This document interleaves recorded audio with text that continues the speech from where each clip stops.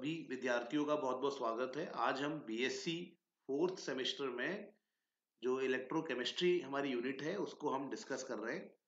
और इसमें आज जिस टॉपिक को हम डिस्कस करेंगे वो बहुत ही इम्पोर्टेंट टॉपिक है, बहुत ही इम्पोर्टेंट टॉपिक है। और टॉपिक है molar conductance and specific conductance का रिलेशन।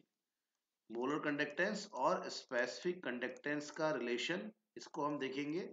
ठीक है, ये हमारे पास एक इम्पोर्टेंट रिलेशन है। और इसके बाद हम जाएंगे कि मोलर कंडक्टेंस डाइल्यूशन के साथ कैसे चेंज होता है, इसको देखेंगे।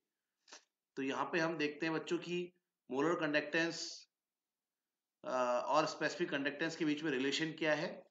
तो आप सबसे पहले तो इनका रिलेशन याद कर लेंगे कि मोलर कंडक्टेंस, जो मोलर कंडक्टेंस होता है, मोलर कंडक्टेंस और हमारा जो स्पेसिफिक मोलर कंडक्टेंस को कैसे कैसे रिप्रेजेंट करते हैं। तो मोलर कंडक्टेंस को कैसे रिप्रेजेंट करते हैं, लैम्डा एम से करते हैं। और स्पेसिफिक जो हमारा कंडक्टेंस होता है, स्पेसिफिक कंडक्टेंस को बच्चों हम कैसे दर्शाते हैं, स्पेसिफिक कंडक्टेंस को हम कप्पा से दर्शाते हैं। ठीक है, तो इन दोनों के बीच में जो रिलेशन होता है, इनके बीच में जो रिलेशन है वो रिलेशन हम आपको पिछली वीडियो में थोड़ा बता चुके हैं। तो इनके बीच में जो रिलेशन है, इनके बीच का जो रिलेशन है वो क्या है। इनके बीच में जो रिलेशन होता है बच्चों वो होता है molar conductance equal to kappa into 1000 upon C. तो this is very very very very important relation, इसको ध्यान रखना है। इसको अभी याद कर लीजिए, अच्छे से याद कर लीजिए। इसका आना आना है एग्जाम में। ये आपके एग्जाम में इससे क्वेश्चन तो आता ही आता है, इसलिए इसको बीएससी वाले बच्चे अच्छे से याद कर लेंगे। तो यहाँ पे आपका ये जो लैम्डा एम है ये क्या है, इसको एक्चुअली लामला एम कहते हैं, लेकिन हम लैम्डा एम बोल रहे हैं। तो इसको मोलर कंडक्टेंस कहते हैं या मोलर कंडक्टिविटी कहते हैं। ठीक है, मोलर कंडक्टेंस इसको कहा जाता है। और ये जो कप्पा है, ये कप्पा क्या है, ये है स्पेसिफिक कंडक्टेंस। कप्पा को हम कहते हैं विशिष्ट चालकता कहते हैं हिंदी में। ठीक है, ये कप्पा हमारा क्या है, विशिष्ट चालकता। ये मोलर चालकता है, ये विशिष्ट चालकता है, या इसको हम कहते हैं स्पेसिफिक कंडक्टेंस। और सी क्या है, सी हमारा मोलारिटी है, मोलरता है सी। तो सी हमारी मोलारिटी है। ठीक है, इसको इसका मोलारिटी यानी कि इसको मोलरता कहा जाता है, आप जानते ही हैं। यहाँ पर आपका क्या होता है, कप्पा क्या है, कप्पा इक्वल टू होता है हमारा 1/r एल अपॉन ए। ये हमारे पास जो है, ये हमारे पास कप्पा का सूत्र होता है बेटा। ठीक है, 1/r एल अपॉन ए। ठीक है, या रा एल, नीचे रा है ऊपर एल है, रा एल भी आप इसको याद कर सकते हैं। ये एक बहुत ही इंपॉर्टेंट फॉर्मूला है। मतलब क्वेश्चन में आपको एक सेल का रेसिस्टेंस दे देंगे, उस सेल का एल दे देंगे, उस सेल का ए दे देंगे, और सेल का जो कंसंट्रेशन है वो दे देंगे। तो अगर आपको सेल का रेसिस्टेंस दे दिया है, सेल का लेंथ दे दिया है, सेल का ए दे दिया है, तो आप पहले क्या निकाल लेंगे, आप स्पेसिफिक कंडक्टेंस निकाल लेंगे। क्या निकाल लेंगे आप सबसे पहले, इसमें आपको ये क्वेश्चन कराऊंगा अभी थोड़ी देर में। मतलब क्वेश्चन आता कैसे है, मैं कह रहा हूं कि आपको क्वेश्चन ऐसे देते हैं कि आपको वहां क्वेश्चन में रेसिस्टेंस दे देंगे, आपको क्वेश्चन में एल दे देंगे और ए दे देंगे और कंसंट्रेशन दे देंगे। फिर आपसे बोलेंगे इसका मोलर कंडक्टेंस निकालिए। ठीक है, ऐसा पूछेंगे आपसे। तो यार आपको जब R दे दिया है, L दे दिया है और A दे दिया है, तो इसकी हेल्प से आप क्या निकाल लेंगे, इसकी हेल्प से आप ये जो कप्पा है यानी कि जो स्पेसिफिक कंडक्टेंस है इसको निकाल लेंगे। और जब आपका स्पेसिफिक कंडक्टेंस निकल जाएगा बच्चों, ठीक है, देखिए कि कप्पा निकल गया ना आपका, और C आपको मालूम है, तो यहाँ पे रखेंगे तो आप क्या निकाल लेंगे, इसका जो मोलर कंडक्टेंस है उसको निकाल लेंगे। तो ये फॉर्मूला जरूर याद रखिए, अच्छे से याद रखिए। अब हम जरा इस फॉर्मूले को थोड़ा सा इसका डेरिवेशन देख लेते हैं। डेरिवेशन क्या है वो, उसकी बस लैंग्वेज देख लेते हैं कि कैसे हमें इस फॉर्मूले को लिखना है। ठीक है, तो हम इसका आपको एक डेरिवेशन टाइप का करा देते हैं हल्का सा, तो समझिए, आप हमारे साथ जुड़े रहिए। अब ये जो फॉर्मूला है हमारा, इसको हम डिराइव करते हैं। ठीक है बच्चों, तो इसका हम डेरिवेशन देखेंगे।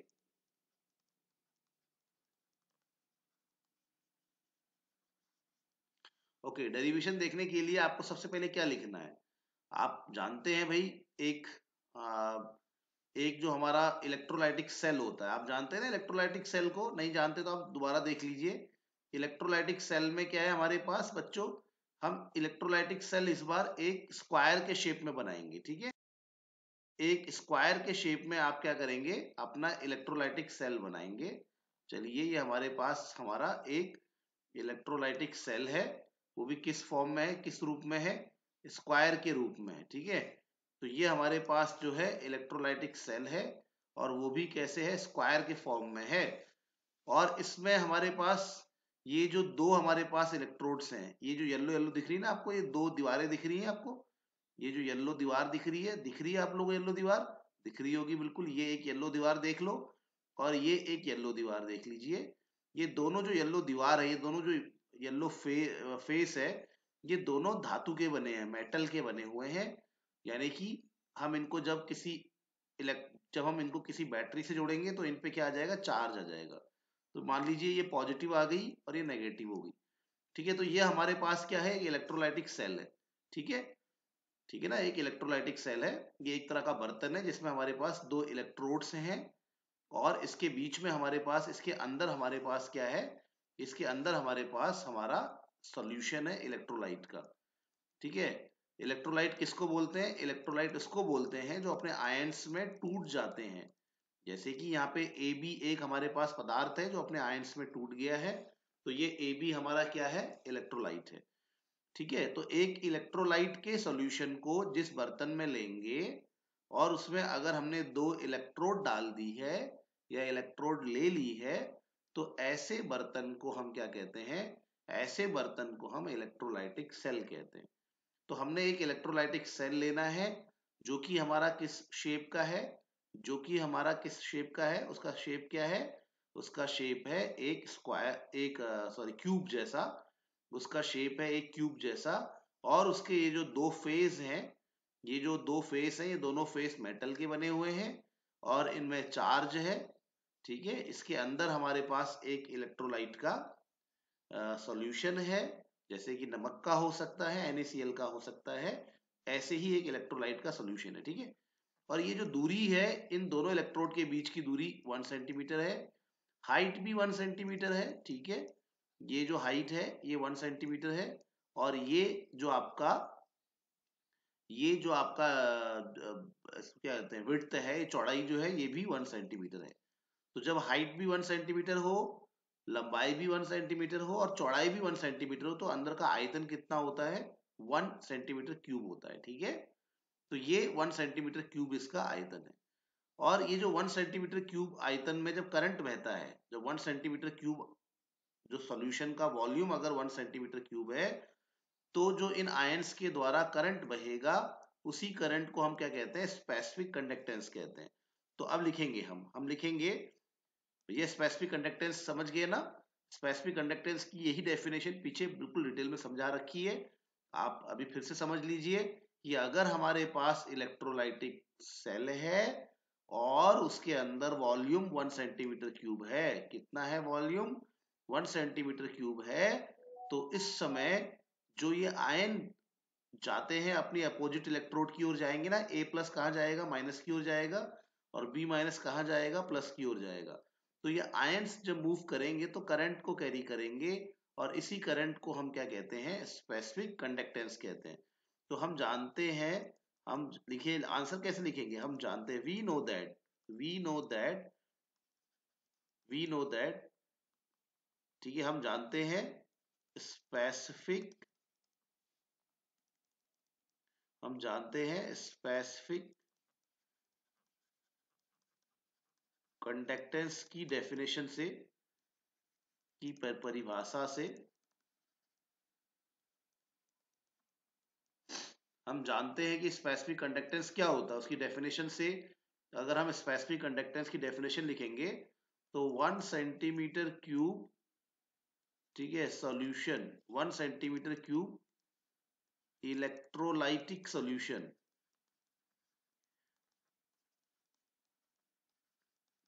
के द्वारा,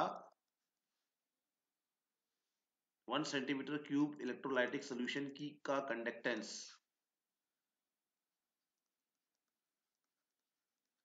1 सेंटीमीटर क्यूब इलेक्ट्रोलाइटिक सोल्यूशन का कंडक्टेंस, यानी कि 1 सेंटीमीटर क्यूब इलेक्ट्रोलाइटिक सोल्यूशन की चालकता कितनी होती है, उसको क्या बोला जाता है, कप्पा बोला जाता है, यानी कि स्पेसिफिक कंडक्टेंस बोला जाता है। ठीक है, तो ये हमारी क्या है, ये हमारी कप्पा की डेफिनेशन है कि 1 सेंटीमीटर क्यूब जो सोल्यूशन होगा, इलेक्ट्रोलाइटिक सोल्यूशन जो होगा, उसका जो करंट होगा, कंडक्टेंस मतलब करंट होगा, उसी को हम क्या कहते हैं, उसी को हम स्पेसिफिक कंडक्टेंस कहते हैं, कप्पा से दर्शाते हैं। ठीक है, अब मान लेते हैं कि हमारा जो वास्तविक सोल्यूशन है, यहाँ तो मैंने 1 सेंटीमीटर क्यूब लिया है, लेकिन जो हमारे पास असल जो हमारे पास इलेक्ट्रोलाइटिक सेल होगा, उसका तो वॉल्यूम ज्यादा होगा।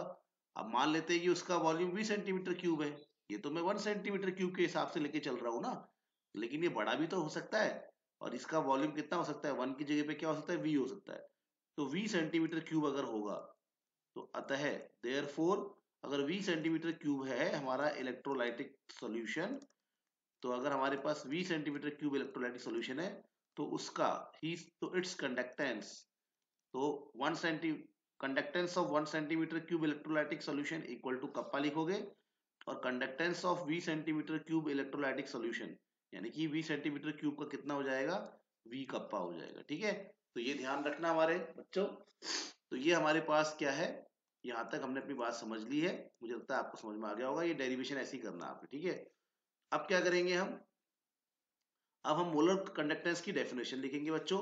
ठीक है, मोलर कंडक्टेंस की डेफिनेशन के अनुसार, तो मोलर कंडक्टेंस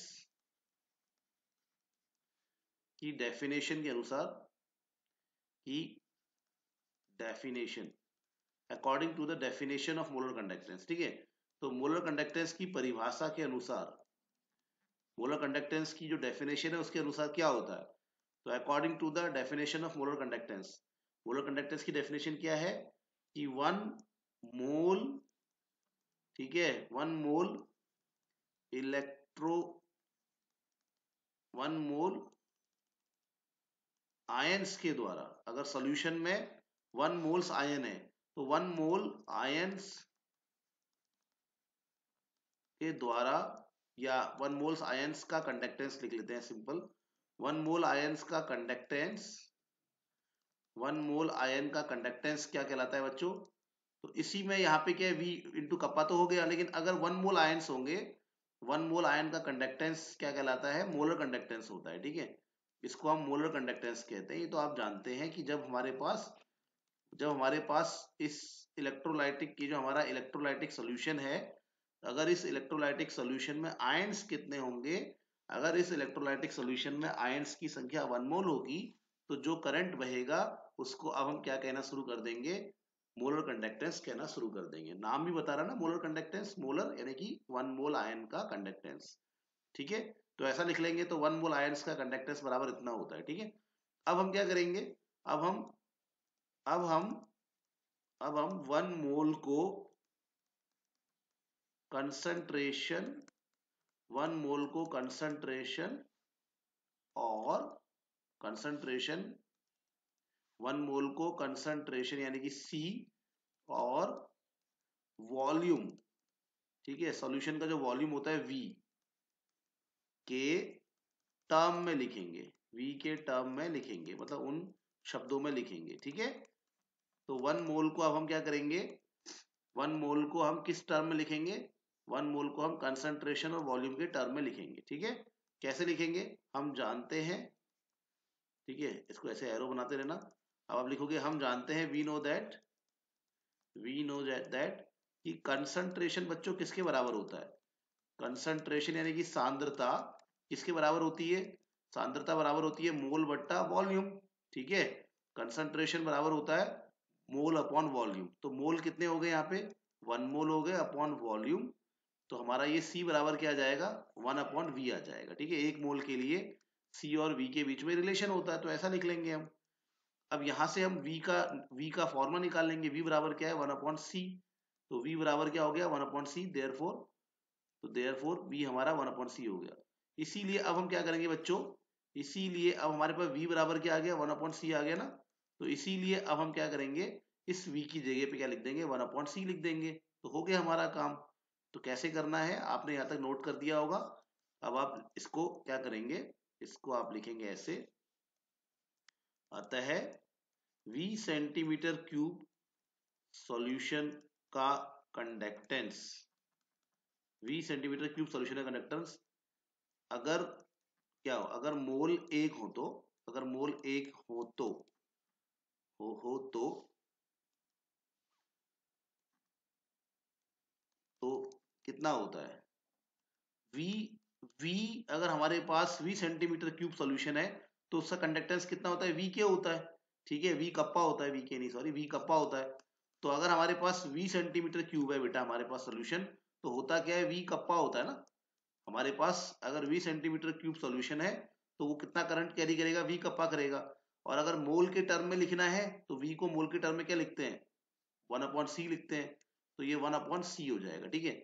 और ये 1 मोल जो करंट कैरी करता है उसको क्या कहते हैं, उसको हम मोलर कंडक्टेंस कहते हैं। तो हमारा ये जो लैम्डा एम हो जाएगा वो किसके बराबर हो जाएगा, उस तो हमारा लैम्डा एम, इस वाली लाइन को हम क्या लिखेंगे, ये देखो जरा ध्यान से, यहाँ पे क्या लिखा है, V centimetre cube solution, V centimetre cube solution यदि उसमें 1 मोल हो तो, 1 मोल हो तो उसका करंट कितना होता है, V सेंटीमीटर क्यूब का कितना होता है, V कप्पा होता है। और 1 मोल के हिसाब से, 1 मोल के हिसाब से V की जगह पे क्या लिखेंगे, 1/c लिख देंगे, ठीक है। तो यहाँ पे V की जगह पे 1/c लिख दिया तो कप्पा अपॉन c हो गया, दिख रहा है ना आपको, कप्पा अपॉन c। और इसी तरह से हम लिखेंगे 1 मोल का जो करंट होता है, 1 मोल का जो करंट होता है उसको क्या कहा जाता है, और 1 मोल के करंट को लैम्डा एम भी कहते हैं, मोलर कंडक्टेंस भी कहते हैं। इसलिए इस लाइन की जगह पे क्या लिख देंगे, हम मोलर कंडक्टेंस लिख देंगे। तो आगे हमारा रिलेशन, तो मोलर कंडक्टेंस बराबर है कप्पा अपॉन सी, मोलर कंडक्टेंस बराबर है कप्पा अपॉन सी, ध्यान से समझना इस बात को, ठीक है। अब क्या होगा, इसको हम थोड़ा सा और मॉडिफाई कर देंगे। क्यों मॉडिफाई कर देंगे, यार आप जानते ही कप्पा की यूनिट क्या होती है, कप्पा की यूनिट साइमन पर सेंटीमीटर होती है, ठीक है। ये हमारे कप्पा की यूनिट होती है, तो कप्पा की यूनिट साइमन पर सेंटीमीटर होती है, तो कंसंट्रेशन भी सेंटीमीटर में होना चाहिए। कंसंट्रेशन की यहाँ पे कंसंट्रेशन क्या है, कंसंट्रेशन मोलरता है, मोलरता है। कंसंट्रेशन क्या है बच्चों, यहाँ पे सी क्या है, मोलरता। मोलरता का मतलब होता है मोल बट्टा आयतन, आयतन यहाँ पे लीटर में होता है। तो हम क्या करेंगे, हम क्या करेंगे बच्चों, इसको हम इसका जो आयतन है उसको सेंटीमीटर क्यूब में चेंज करने के लिए, इसका जो ये जो कंसंट्रेशन है इसमें जो वॉल्यूम है वो सेंटीमीटर क्यूब में हो जाए, इसके लिए हम ऊपर क्या करते हैं, इसको 1000 से डिवाइड करते हैं या ऊपर 1000 से मल्टीप्लाई कर देते हैं। बस ये बात ध्यान रखना, ठीक है। तो कुछ नहीं है, मैं बस ये कहना चाह रहा हूँ कि कप्पा सेंटीमीटर इनवर्स में होता है, कप्पा की यूनिट साइमन सेंटीमीटर इनवर्स होती है। तो भाई कंसंट्रेशन में भी ये जो वॉल्यूम होगा, कंसंट्रेशन बराबर होता है मोल अपॉन वॉल्यूम, कंसंट्रेशन बराबर होता है मोल अपॉन वॉल्यूम। तो ये वॉल्यूम जो होगा ये लीटर में ना होकर सेंटीमीटर क्यूब में होना चाहिए, इसीलिए हम इसको क्या करते हैं, 1000 से डिवाइड कर देते हैं, ठीक है, जो कि हम ऊपर हमारा चला जाता है, ठीक है। तो समझ लेना इस बात को, ठीक है। ये मोल पर सेंटीमीटर क्यूब नहीं होना चाहिए, सेंटीमीटर होना चाहिए, ये मोल पर सेंटीमीटर, इसका जो यूनिट होना चाहिए वो सेंटीमीटर क्यूब में होना चाहिए वॉल्यूम का, इसलिए 1000 से हम ऊपर मल्टीप्लाई करते हैं। तो ये हमारे पास जो है फॉर्मूला आ गया, ये हमारे पास मेन फॉर्मूला है, इसको हम इस फॉर्म में भी लिखते हैं क्योंकि यहाँ पे हम यूनिट को सेम रखना चाहते हैं, ठीक है बच्चों। तो ये हमारे पास रिलेशन आ गया। अब मैंने आपको पिछली वीडियो में यहाँ पे मोलर कंडक्टेंस की यूनिट बताई थी, तो ये फिर से नोट कर लीजिए, बहुत इंपॉर्टेंट है, ठीक है, बहुत इंपॉर्टेंट है, नोट कर लीजिए इसको, this is very very important, भैया नोट कर लो जल्दी से। तो क्या है यूनिट, मोलर कंडक्टेंस की यूनिट क्या है, यूनिट ऑफ मोलर कंडक्टेंस, बहुत इंपॉर्टेंट है, बहुत इंपॉर्टेंट है, unit of molar conductance very very important भैया, इसको नोट कर लो आप। तो यूनिट क्या है, दोबारा आप इसको पढ़ लीजिए, क्या यूनिट है इसकी भाई, तो मोलर कंडक्टेंस बराबर होता है कप्पा इंटू सी इंटू 1000, 1000 को हटा दीजिए, कोई बात नहीं, हटा दीजिए इसको। यहाँ पे अभी हम कप्पा, क्योंकि तो नंबर है ना उसकी क्या यूनिट होगी, तो कप्पा की यूनिट क्या होती है, ओम इनवर्स सेंटीमीटर इनवर्स, ठीक है, ये रट लो इसको भैया, ये कप्पा की यूनिट है। इसी ओम इनवर्स को साइमन भी कहते हैं, एस भी कहते हैं, इसलिए मैं यहाँ पे अभी लिख रहा था, इस जगह पे लिख रहा था कि इसका यूनिट साइमन सेंटीमीटर इनवर्स होता है, ठीक है। इसका यूनिट कहाँ से आया, पिछली क्लास में पूरा डिटेल में बता रखा है, फिर भी आप देख लीजिएगा। तो यहाँ पे कप्पा की यूनिट क्या होती है, ओम इनवर्स सेंटीमीटर इनवर्स। और यहाँ कंसंट्रेशन क्या है, कंसंट्रेशन है मोल अपॉन लीटर, तो मोल की यूनिट तो मतलब मोल की यूनिट तो मोल ही होती है, upon volume, sorry volume, volume ऊपर जाएगा, वॉल्यूम की यूनिट हम सेंटीमीटर क्यूब कर देंगे, ठीक है। यहाँ पे क्या होता है, इसका सी का क्या होता है, number of mole upon volume हो गया ना, तो मोल का यूनिट तो मोल ही होता है, वॉल्यूम का यूनिट हमने किस में चेंज कर दिया है, सेंटीमीटर क्यूब में चेंज कर दिया है। तो यहाँ पे क्या आ जाएगा आंसर बेटा, यहाँ पे क्या आ जाएगा, ये दोनों सॉल्व हो जाएंगे तो क्या आ जाएगा, यहाँ पे आ जाएगा आपका सेंटीमीटर स्क्वायर, ठीक है, सेंटीमीटर क्यूब और सेंटीमीटर की पावर -1 सॉल्व हो जाएगा, सेंटीमीटर स्क्वायर आएगा, और मोल नीचे है तो मोल इनवर्स आएगा। तो this is very very very important, ये यूनिट ध्यान रखना है, बहुत बार पूछ लेते हैं। ओम इनवर्स को हम क्या कहते हैं? ओम इनवर्स को हम मोहो भी कहते हैं, तो इसको मोहो सेंटीमीटर स्क्वायर मोल इनवर्स, ये जो ओम इनवर्स है इसको हम मोहो भी कहते हैं, मोहो भी कहते हैं, उल्टा है ना ये, तो मोहो, ओम का उल्टा मोहो भी कहा जाता है, ये साइमन भी कहा जाता है, तो Simon centimetre square mole inverse. तो ये हमारे पास क्या है, ये हमारे पास मोलर कंडक्टेंस की यूनिट है, इसको ठीक से पढ़ लीजिए। अगली क्लास में हम डिस्कस करेंगे कि मोलर कंडक्टेंस किस प्रकार से डाइल्यूशन, अगली क्लास में हम डिस्कस करेंगे कि स्पेसिफिक कंडक्टेंस क्या है, और उसी वक्त हम डिस्कस करेंगे कि मोलर कंडक्टेंस या स्पेसिफिक कंडक्टेंस डाइल्यूशन के साथ किस प्रकार से उसमें बदलाव आता है। Thank you very much, thank you.